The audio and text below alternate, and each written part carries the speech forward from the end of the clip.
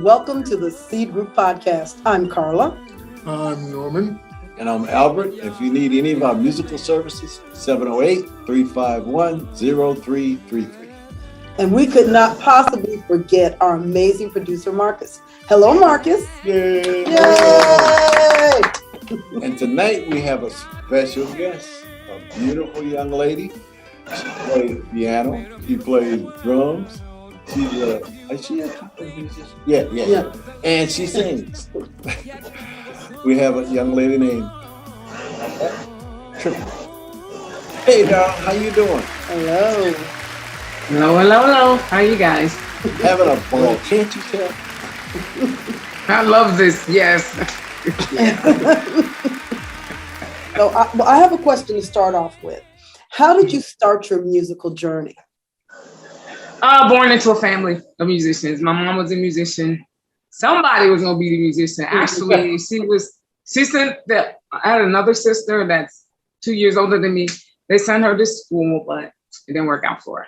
Oh. No. So I was like, came the sidekick. My mama's sidekick. There you go. Whatever she did musically. Yeah, and she started us off singing. You know, back then, I don't know, in church, everybody wanted a family group. So that's how we got started. She trained us to sing. Yeah. Oh, that's wonderful. So how was it growing up with your mom as, well, basically your music director? Right. Yeah, interesting. My mom was a person of excellence. What is the word? Is it excellence? Yeah, whatever that is, got to be perfect. Yeah, she used to be excellent perfection. Perfect. That's it, perfectionist. She was like, we were little kids, but she had us singing 4-part harmony, a cappella. That's what and she like, you're not getting out of rehearsal till you get it right. So it was interesting. You can relate, Norman. Norman understands that one. She was hard on us. Yeah, see, like if you're gonna sing for Jesus, it's got to sound right. Yeah, I agree. Yes. Like her. Yeah. Those nightmares are coming back to life. Do you still sing in church? Of course, I'm a church musician. Oh, I don't do so much as training choirs anymore, but yeah. Okay. What church? Okay. What church? Logos Church in Bellwood. But actually, I was waiting. Well, they actually brought me in. They were supposed to close 2 years ago, but they're still open. So. Oh, good. Okay. Yeah. Beautiful. I was just there to help out. Yeah. Oh. Okay. So we know you're an amazing singer, but my question is, what got you into songwriting? Born with it. You can't be in Marjorie Triplett's house and you don't write something. It runs in the family. I like her. Yeah. No, they like, matter of fact, the older I get, the more I look like her. They're like, you gotta be her, you gotta be able to do something. You do look whatever she did, they expect you to do the same. So okay. Yeah. You do look familiar. And I hate to say this, but Marjorie Triplett sounds awful familiar. Could be. Yeah. She helped a lot of churches. She played for a lot of churches, played for a lot of people. So, yeah. Well, being the songwriter that you are, do you remember the first song that you wrote? Ooh. Of course. First song I wrote, I was 10, and it was called Never Alone. Oh. Actually, I was like the family eyeball. Okay, why? It really fit in. My mom was like, something wrong with her. She always writing words on napkins and stuff. So I was so that song, I felt like God was singing to me, or God was giving it to me to let me know you're not by yourself. I know they think you're eyeball, but you belong to me, and that was important. That meant a lot. Yeah. Oh, that's beautiful. And I also know, we know that you have written over 3,000 songs. Is that correct? Yes, 3,000 plus, because I kind of like do this every day. Oh, nice. Okay. Yeah, so if I started at 10, they say we're not supposed to tell my age. I don't care. 61. So I've been writing for you do not look 61, no. Young girl. Yes. Oh, well, that's all God. That's some Triplett cheese. Yeah. You sound like a friend of ours, Gregory Echoes. He's releasing his 15th CD. Yes. Maybe it's 16th now, because I have to talk to him. I think he's on. But you know what? The music is more like messages. There's a lot of people with a lot of issues. There's a lot of people dealing with a lot of things. So the songs that I address things that people are dealing with. Right. So, as people, we deal with a lot. And actually, the lady who wrote Blessed Assurance, she was blind. I think she wrote 9,000 songs, something like that. They said catalog, so I don't feel so strange. But it's always, and it's not like you have to, I hear them. You know what I'm saying? Yeah. As I got a certain age, I start hearing melodies. So you stop and you write them down, the song. So it's like I tapped into something after 2002 and the songs just flow. So I don't have to work for them. They just come. So you just get a pen and write them down and record them. Oh, that's beautiful. And yeah, thank God. A voice. Well, you know, I know that because I've written some songs. I know we all have.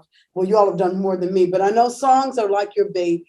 And I know you really have a hard time picking a favorite. But if you had to pick a song only one song that you've written that you had to sing for the rest of your life, what would it be? When God made women, he made a good thing. And the reason is because when I was a child, they treated women so bad. Mm-hmm.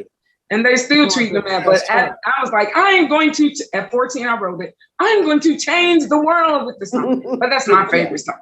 You did change the world. Yeah, they haven't heard it yet, but yeah, some people have, yeah. But that's nice. I'm gonna change the world. Well, you know, what are some of your influences? Because I know that, you know, you have worked in, you know, private schools, you've taught privately, you've done church. Oh, and one of the things before I even get to that, you have written music for plays in Chicago. Oh, nice. Yes. And yes. I want to know what are some of these plays to see if I recognize some of these. Right.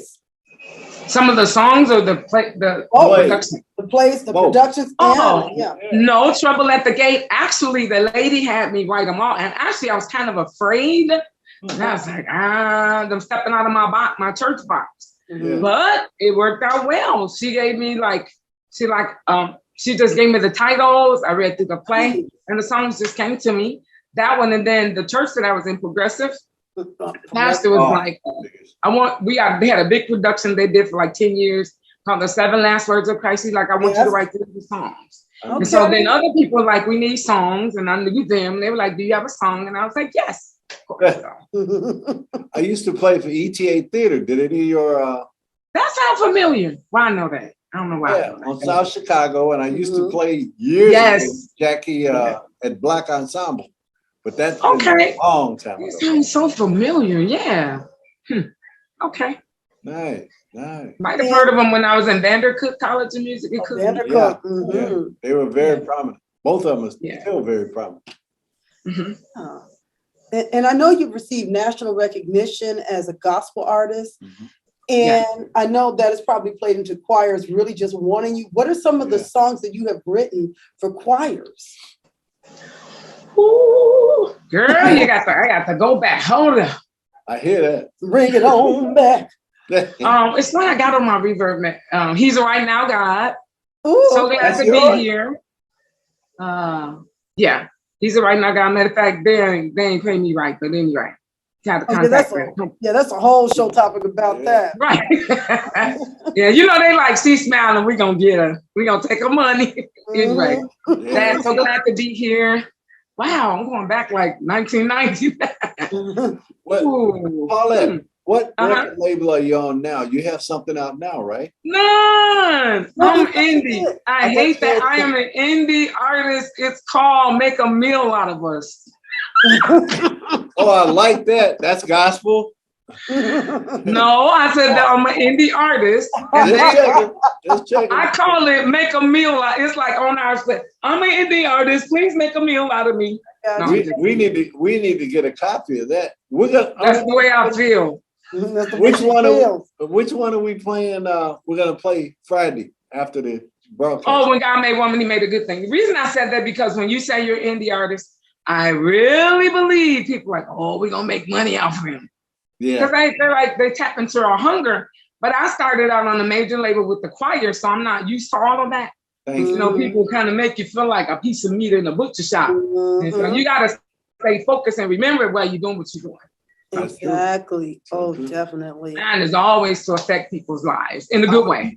How would people get a copy of this? Where would they get it from? It's on all. I ran out of the hard copies, but it's on Amazon, anywhere digital. So Amazon, iTunes, Apple. Yeah. But make sure they get the remix. It says hashtag when God made woman. He made a good thing, the remix. The other one is not. The remix was done by, well, remix is remix. Okay. Oh, and also, I mean, I just have like a plethora of questions. So I'm gonna keep it narrowed down. But I know you've won a lot of awards, over 30, in fact. Gospel Artist of the Year, many songs of the year. And but you said, and I quote, and I'm gonna read this so I get it right. You said that your greatest accomplishment in life is transforming lives in some way with your music. So can you talk a little further about that? It's a long but a short story. Okay. Say it. When I was a child, actually I got offered an R&B contract at 11. But in my mind, I was like, entertainers were too hard. You got to do this. People love you today, hate you tomorrow. My thing was that I wanted to sing. I saw people get healed from singing. One time I sung and this guy called me. He's like, I was going to go home and kill myself, but I'm delivered now from the singing. So that it's like, I want to sing for God. I don't want to just sing. You know what I'm saying? I don't want to just sing to sing. I don't want just to sing, but I want to see the power of God manifest some kind of way. The real healing comes through God. The real deliverance comes through God. And that's what I wanted. I didn't really want, where you just feel good today, but you're back depressed tomorrow. And that's just been my thing. And I think I remember praying that at 6. Somebody told me that was my mama. So your mama probably put that in you. I was like, I don't know. But I just said I wanted to sing for God because it made such a big difference in people's lives. That's beautiful. That's wonderful. I feel the only way I can be transform people's lives or affect their life with the power of God flowing through me. Oh, there you go. Oh, wow. Matter of fact, that's a perfect segue into the fact that Seedlings, you need to know that she has a Sunday and Thursday Facebook Live. Oh, cool. Yes. So what are some of the things that you talk about? And we'll include that information in the description down below. But what are some of the things that you talk about? Okay, my Sunday morning flow is, as a worship leader, it is difficult at times trying to get people, lift your hand. I got to beg you. You breathing. You made it to church. You got your right mind. So I felt like, it's like, well, I got to. So I started the Sunday morning flow. So that way you can get your praise on before you get out the house. At least you start thinking about God. So it's all geared toward, sometimes there's some melodies that I hear. Sometimes it's old, just old school stuff that I grew up on. And then it's the thing with the music therapy. In 2002, my sister and mother passed back to back. I was devastated. I was like, God, come get me. I cannot live without them. And so anyway, I kept just coming after God and kept talking to him. It's like I'll be in a flow crying. I ain't the same. Then I'm like, God, you're wonderful. You're awesome. But then I'm back on the floor again. But what he gave me dealing with grief over these years, tools. And that's what music therapy is about. The tools that he gave. Talk to me about stuff. But the pain you're feeling today is not defining your future. And the first words he spoke to me, my mom and sister passed, he said, Paulette, there's purpose in your pain. And so that shifted my life. It still didn't make me want to stay here. It kind of took a little coaching, like God said, you ain't going nowhere. Nah, ain't your time. You got more work to do. I'm like, okay, but the way I see it, you can just take me to heaven and we all good. So, but that's what the Thursday is about. There's different things I dealt with, feeling like giving up. I try to encourage people, don't give up. I never was gonna let go of God because I'm like, hey, that's all I got. And I was like, so it wasn't my faith, but it was just, I was really devastated and dealing with grief. People were like, oh, you grew up in church, so why are you sad? Your mom went to glory. Yeah, but you missed those people. I'm human. Thank you. We serve God, but it hurts. Step on my foot, it hurt. Hit me with a car, I'm going to the hospital. I'm probably gonna break something. But that does, just because you're a Christian doesn't mean that you don't hurt. Exactly. And that's what I learned. And so I try to share that with you. It's okay to hurt. It's okay to get that cry out. If you don't, I learned it'll make you sick. So you gotta we're human. So, and God cares about that. And that was another thing I wanted to portray with the music therapy moment. So it's like different topics, stuff that I dealt with. And then I try to convey that to people. And then sometimes God will give me a song, or I'll make up a melody or something like that to go with the song. Like, for instance, this one song, it's called Shake It Off. Okay. And the thing is that, hey, if it's bringing you down and it's making you bounce, shake it off. You ain't got to sit there with that thought. Let it go. Another thing, the battle is in your mind. Just because you're thinking it doesn't mean that it's real. Exactly. And so it's like, you got to let stuff go. Yeah, I know you might not want to let it go right away, but it's a process. So that's what it talks about, all those different things. Yeah, that's why I call them music therapy moments. Yeah. So is that where Paulette's singing letters came from? Yes, actually, like I said, after my mother passed and sister passed. Now I know people like, I don't talk to you, but he did.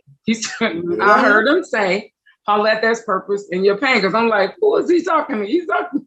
Yeah, my name Paulette, right?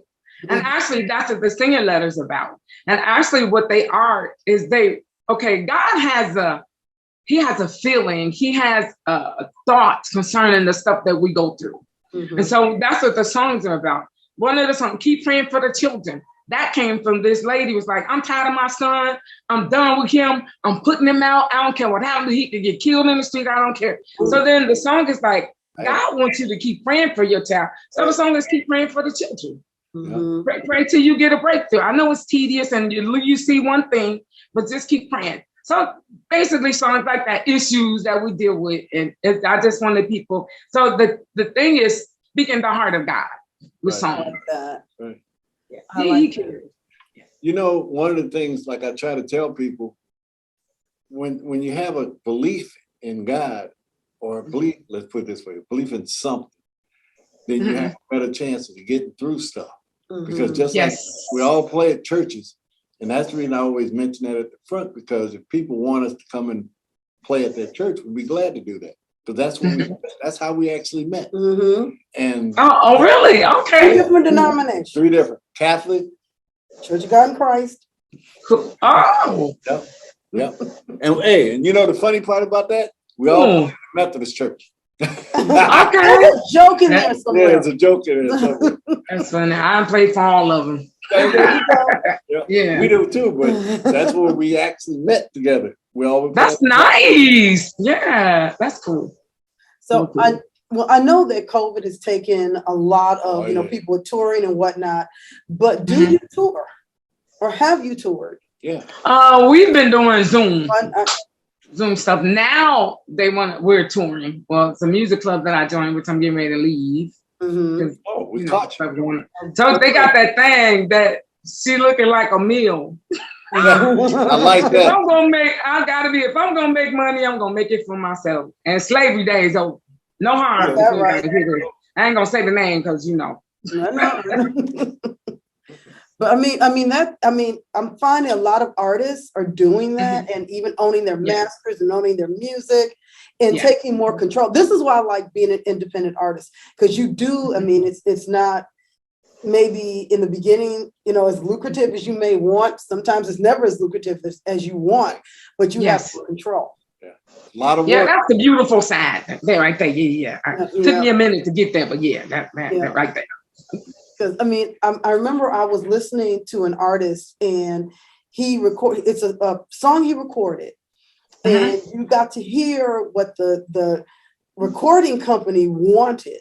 Right. And then he did an acoustic version of it. The acoustic version I know had to be his vision, because it was just so much better. But it's nice when you have that control and you say, no, I know what I like. I know what the people that follow me like. I know what's going to reach, instead of somebody going, what's going to be this hit. Like we talked about Natalie Cole and her album Unforgettable, where her label didn't think it would work. She went to another label to do the songs, and they listed it as a novelty record because they didn't think it would sell. But she knew her audience. She knew what was what. And this is why I love independent artists, because we know our music, we know our songs, and we know who is going to listen to what we have to share.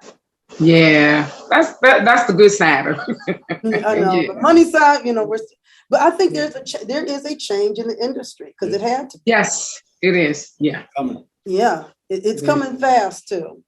Yeah. No. Yeah. Yeah, I'm trying to adjust. I don't really like change, but I'm trying to adjust. Yeah. I'll have to change. Yeah, and this is going to be a good change. I really believe it's going to be a good, beneficial change. Yeah. Yeah, if I can just get computers down, if I can get all them, Yeah, it'll be all right. We'll work on it. we have a producer. He might help you with it. There you go. Y'all give me hope. You're smiling. Yeah. Thank you. Well, Norman, do you have a question? So when you come up with songs, it's sort of like you say, okay, God gave me this song. You feel like God is speaking to you saying, okay, here's a song. And do you take it from there? Or? Yeah, because usually there's somebody in my sphere. Or if not myself, something I'm dealing with. But I usually run into somebody in my sphere that needs to hear that.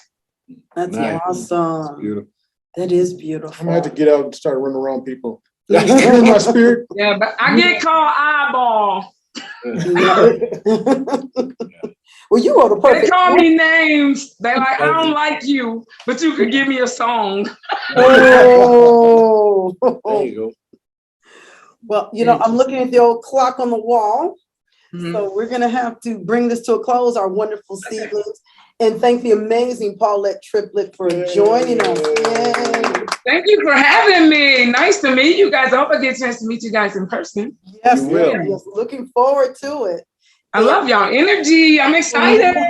Yes. All we're doing is having fun. That's all. We do have a blast in studio. You have to be in studio. We have a blast here. Yeah, it's Okay. You have to come. If we can do certain things by Christmas, we're gonna have a special Christmas show, which is gonna it's gonna be hopefully streamed live, and then we're gonna air it later right for Christmas. Mm-hmm. We have a surprise guest coming, hopefully, if they can work it out. I asked them to do me a favor. I said, you got 7-10 days before you have to do your main job, so why don't you just zip by here right quick? A friend of mine, a little fat guy. See if he can come. Yeah, a couple other things. Should be fun. Can I ask you guys a quick question? Sure. Yes, for you, anytime. Okay. How would I find out about the services that you guys do? I might need them, maybe. I don't know. Vocalist. You got a website? Is that a web? You got a website? Vocalist. Okay. Keyboard player, choir director, guitar player, bass player. Okay. And if you need, we actually have other musicians we can call in. Okay. Anytime you need any musicians, if you don't have somebody for Sunday service, I don't care what they play. Call me, let me know. 708-551-0333. I had a friend of mine recently, his interview is coming out in 2 weeks. He recently needed a piano player for that weekend, and it was Friday. He said, man, I need somebody tomorrow. I can't get anybody. I said, hold that thought. I'll send you some piano players. I said before, he told me to stop. I got enough. I got one. Okay. That's awesome. Okay. Especially gospel. I mean, that's what we do. Yes, we do. Okay. So thank you, our wonderful Seedlings, for joining us. Hold on 1 second. We have Also, our producer. The producer has a question. Also, no, not a question, but also you can catch the C Group on their Facebook page and Yes. Okay. and I'm Instagram. gonna go hunt it down. Instagram, Facebook, YouTube. Okay. We put it all in the description below. Yeah. Okay. So thank you for joining us. It's been an awesome interview. Thank you, Seedlings. Love it. For listening. And remember, for those who aren't Seedlings, if you want to be, like, share, comment, and subscribe. Yep. And as Thank always, you. Thank you. One more yay. Yay for you guys. Thank you. Okay. And as we say goodbye, we leave you with our phrase: plant a seed and watch it grow. Bye-bye. God made woman, y'all. He made a good thing.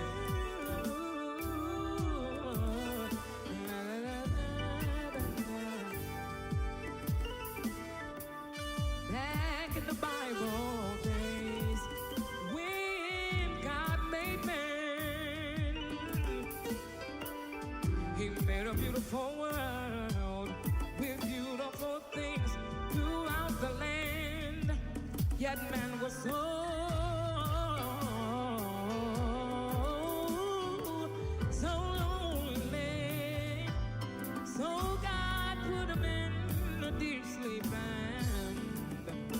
took a rib from his side.